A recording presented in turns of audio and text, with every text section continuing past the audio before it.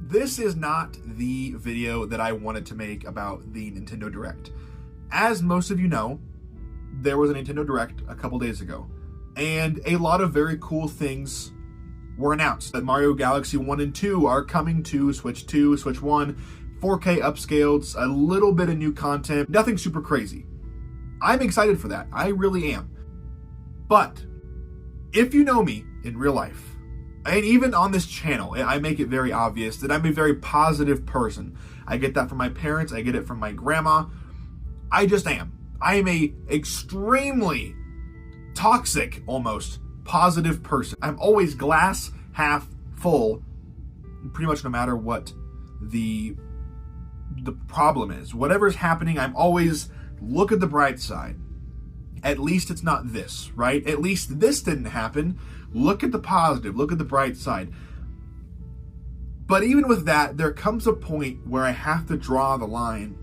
And I gotta be honest, Nintendo, I gotta draw the line here. So yes, I am excited, as I've said, for Mario Galaxy 2. I never got a chance to play Mario Galaxy 2, so I'm very much looking forward to my first time playing through the sequel to the masterpiece that is Super Mario Galaxy on Switch 2 in 4K with updated graphics, better controls, I'm guessing. I'm excited for that. However, that collection, if you weren't aware, Mario Galaxy 1 and 2 bundle is $70 USD. $70 US.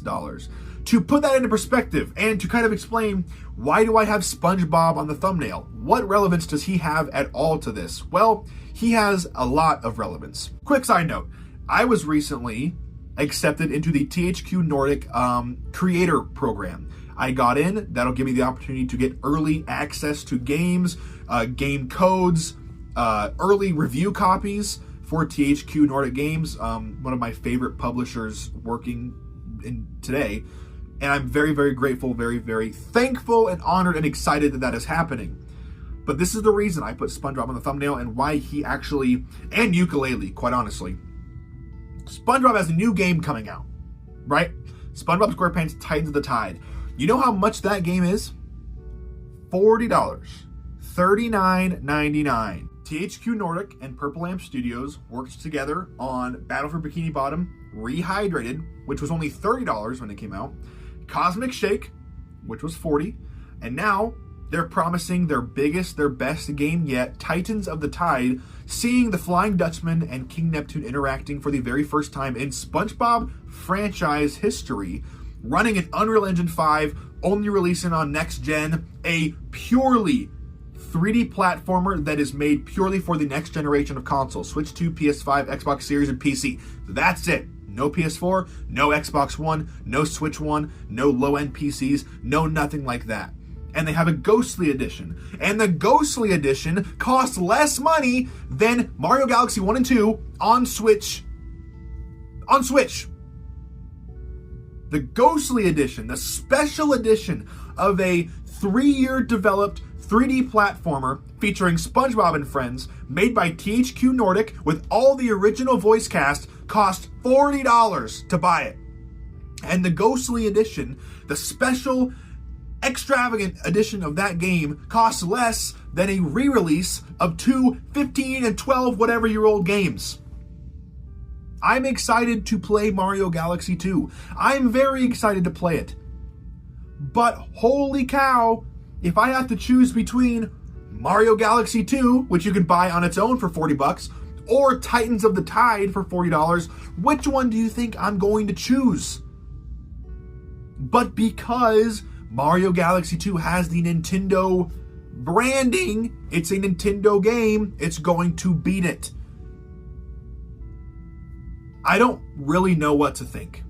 And so, kind of segueing, the Virtual Boy was also announced. There is a Nintendo Switch Online Virtual Boy game collection that's going to be added over time, and the Virtual Boy accessory that's also being added. The accessory cost $100. $100. Now, I don't know if you can play the Virtual Boy games without the Virtual Boy accessory. I'm assuming you can't, but correct me in the comments if I'm wrong. I could be wrong. But from my understanding, you need the Virtual Boy accessory to play the Virtual Boy games on NSO. Fine. But don't charge $100. I'm not buying that. I don't know anyone, unless they have a bunch of disposable income, which if you do, consider yourself lucky, that is buying that. And they didn't fix the biggest flaw with it. You still have to sit like this, like with your head super forward in the thing, hurting your neck, hurting your head. I love Nintendo. I made my channel and my content on a vast majority because I love Nintendo. I love what they do creatively. When you are looking at Nintendo on a creative basis, from a creative standpoint, on what they do with their games, with just pretty much everything that's not the business side of Nintendo, it's great. Nintendo is awesome. But you even start discussing their business practices, and especially this has got to be the most egregious thing they've ever done. It has to be. Let me know in the comments, but is there anything that they've done that's been worse than this? And it's gotten worse the more that I've thought about it, because I'm like, oh, $70 for 2 games, that's not bad. But the more that I've thought, there's a tiny bit of additional content, and yeah, it looks better. Mario Galaxy 1 looks, in some areas, substantially better than the 3D All-Stars version. There are some textures that have been completely redone, completely remade from the ground up, but it's still a 15-year-old game that you could emulate with a 4K texture pack for free. I don't do that. I don't condone that. I'm just saying I don't think that this is worth it. I think that most people would agree that they don't think this is worth it. And comparing it to something as big and something that I'm so excited for in Titans of the Tide, developed by some of the most passionate, creative, and talented people, and they're selling it for $40, I don't understand. I don't understand where they're coming from. I don't understand why Nintendo is taking this approach.